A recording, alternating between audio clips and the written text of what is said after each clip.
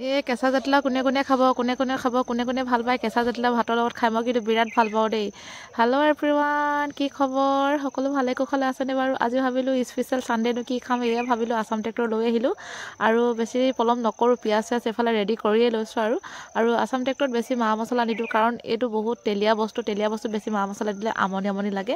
সেইফালে মই তেল দিয়ে দিলোঁ আৰু দেই কেৰাহীত, আৰু তেল দিছোঁ মানে ইমানখিনি দিম বুলি ভবাই নাছিলোঁ, গুচিয়ে গ'ল হাতৰ পৰা কাৰণ এইটো মাংসত বহুত তেল ওলাই, তেল নিদিলোঁ হয়। এইফালে মই পিঁয়াজ দি লৈছোঁ আৰু পিঁয়াজো বেছি দিয়া নাই, 2টা কাটিছোঁ মাত্ৰ, আৰু মাংস বিশেষ বেছি নহয়, মাত্ৰ আধা কিলোমান হ'ব মাংস।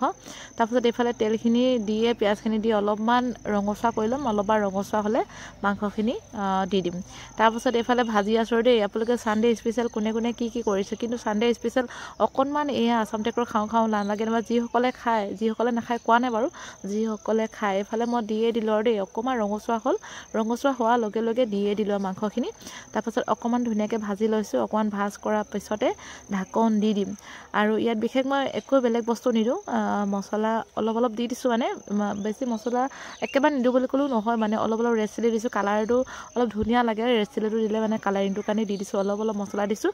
আৰু ইয়াত বিশেষ মই আদা আৰু নহৰু জলকীয়া জালুক কেইটামান দিম কিন্তু দেই, বেলেগ মছলা একো নিদিওঁ। বেলেগ মছলা মানে এই অকণমান হেৰি দিছোঁ, ধনিয়া গুড়ি আৰু ৰেড চিলি দিছোঁ, অকণমান হেৰি হ'বৰ কাৰণে, ধনিয়া পাবলৈও নাই যে কেতিয়াবা, ধনিয়া কেইটামান আছে বাৰু ওচৰৰে মামীহঁতৰ ঘৰৰ পৰা কেইটামান আনিছোঁ ধনিয়া, সেইকেইটালৈকে দি দিম।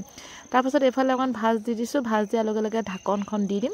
ঢাকনখন দিয়াৰ পিছত একদম এইফালে আহি গ'লোঁ মই এই আদা উঘালিবলৈ। চাওক একদম পিয়ৰ আদা, একদম এই আদা উঘালি লৈছোঁ, উঘালি লৈ তাৰপাছত আদা নহৰু জালুক জলকীয়া লগতে একেলগতে পিচি, মানে এইটো বেছি ওলাই আছে, ওলাই থকা ইয়াৰ পৰা মানে অকণমান ইয়াতেকৈ ভাঙি লৈ যাওঁ আৰু যেতিয়াই খাবলগীয়া হয়। তাৰপৰা এইফালে লৈ লৈছোঁ দেই গাইছ, এইফালে আৰু পিচি মেলি দি দিলোঁ। চাওক কালাৰটো এতিয়া ধুনীয়া লাগিছেনে বাৰু, উতলি আছে। আৰু ইয়াতে দিছোঁ মই ওলকবি এটা দি দিছোঁ আৰু আলু 3টা দি দিছোঁ, একদম নিজৰ ঘৰৰ আলু দিছোঁ, মানে অসমীয়া আলু দি দিছোঁ। মাংসত ওলকবি দিলে বেছি ভাল লাগে, ওলকবি এটা আছিলে সেইটোৱে দি দিছোঁ, আৰু বিলাহী এটা দিছোঁ।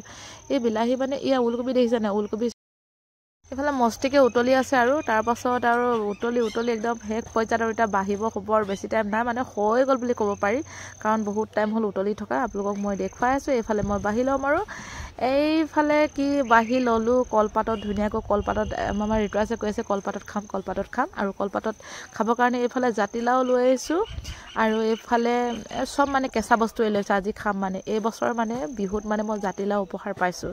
জাতিলাও মানে উপহাৰ পোৱাৰ কাৰণে বোলো জাতিলাওটো নবনাওঁ, বোলো এনেকৈ কেঁচাকৈ খাই দিওঁ বুলি লৈ আহিছোঁ, কাৰণ উপহাৰ পোৱা বস্তুটো সিজাই দিলে ভাল নালাগিব, কেঁচাই দিছোঁ এতিয়া, কেঁচাকৈ এনেকৈ খাওঁ বুলি ভাতৰ লগত লৈ আহিছোঁ। এইফালে জলফাই কেঁচাকৈ আনিছোঁ, আৰু এইফালে কৰ্দৈও কেঁচাকৈ আনিছোঁ, মানে গোটেইখিনি কেঁচাকৈ খাম, মানে পিঁয়াজ বেছি বিশেষ ইমান মানে ফেচিলিটি মানে ইমান বেছি মানে আয়োজন কৰা নাই। এইফালে কেঁচাকৈ লৈ লৈছোঁ, দেখিছেই নহয় জাতিলাওটো একদম মেইন, এইবছৰ মানে জাতিলাওটো মই উপহাৰ পাইছোঁ যে বিহুত, সেই উপহাৰ পোৱাৰ কাৰণে জাতিলাওটো লৈ আহিছোঁ দেই।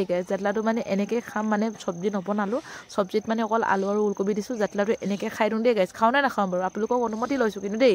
জাতিলাওটো এনেকৈ খালে ভাল হ'বনে মাছৰ সৈতে খালে ভাল লাগিব? আৰু ৰিতুৰাজে কৈছে বোলে কেঁচাকৈ খাই দে, মই খাই দিওঁ আৰু দেই। যেতিয়া নাই এনেকৈ নাখাওঁ দেই। এইটো কৰ্দৈ লৈছোঁ, কৰ্দৈটো অকণ চুবাই দিছোঁ দেই, যি কি নহওক। আৰু জলফাই লৈছোঁ, জলফাইটো খাব পাৰি কাৰণ জলফাই কেঁচাকৈ খায়তো, আৰু জাতিলাওটো কেঁচাকৈও খাব পাৰি, কিন্তু এনেকৈ নহয়, আৰু মাছৰ সৈতে বনালে তৃপ্তি লাগে। যি কি নহওক জাতিলাওটো এইবছৰ উপহাৰ পালোঁ যে, সেইটো কাৰণে আপোনালোকক দেখুৱাই দিলোঁ। আৰু ৰিতুৰাজ আৰু মই, আমাৰ সদস্য বেছি নাই, ৰিতুৰাজে মই এইফালে লৈ লৈছোঁ দুইটাই, একদম ৰিতুৰাজে কৈছে কোনে ফাৰ্ষ্টত খাব পাৰিব, কিন্তু ৰিতুৰাজে আজিকালি জ্বলা অলপ কমকৈ খাব লৈছে, খাব নোৱাৰে। মই অলপ টেষ্টি কৰি মজা লাগিছে দেই গাইছ, আহিব একদম মই ধুনীয়াকৈ আপোনালোকক বনাই খুৱাম, যিসকলে খায় আছাম ট্ৰেক্টৰ মই বনাই খুৱাম। এইফালে ৰিতুৰাজে মই একদম পূৰা লৈ লৈছোঁ, আৰু আজি মানে পূৰা থালি শেষ কৰিম, মানে কলপাতৰ থালিখন পূৰা খতম কৰিব লাগিব ৰিতুৰাজ, একদম ৰিতুৰাজে এইফালে মানে মোক দি আছে, মানে সি মানে কি কৈছে বোলে ওলকবি নাখায়, মানে পাচলি বোলা বস্তুটো সি নাখায়, মানে তাৰপৰা পিঁয়াজ খায়, কিন্তু ময়ো এইফালে পিঁয়াজ লৈ লৈছোঁ। বিশেষ ইমান মানে ষ্টাইল কৰা নাই, আৰু মাংসখিনি আৰু পিঁয়াজ এটুকুৰা কাটি লৈছোঁ। আৰু জাতিলাওটোৰ কথা যে কৈছিলোঁ আপোনালোকক, এনেই কৈছোঁ আৰু জাতিলাওটোৰ কথা, জাতিলাওটো জানো কেঁচাকৈ খাব পাৰি, মাংস এইফালে লৈ লৈছোঁ পূৰা, আৰু খাম, আৰু বহুত দিন খোৱা নাই, একদম পূৰা মজা লাগিছে খাই। আৰু আপোনালোকে চাই থাকক, আমি খাই থাকোঁ। ৰিতুৰাজে এইফালে মোবাইল চাই খাইছে, বিনা মোবাইল নহ'লে সি মানে একো বস্তুৱে নাখায়, কি যে ক'ব। আৰু পঢ়ি থাকোঁতো মোবাইলটো মানে সি কি যে লগাই থাকিব, মই যে কিমান পিটো, আপোনালোককো ভিডিঅ'টো দেখালোঁ আজিলৈ, বাই বাই।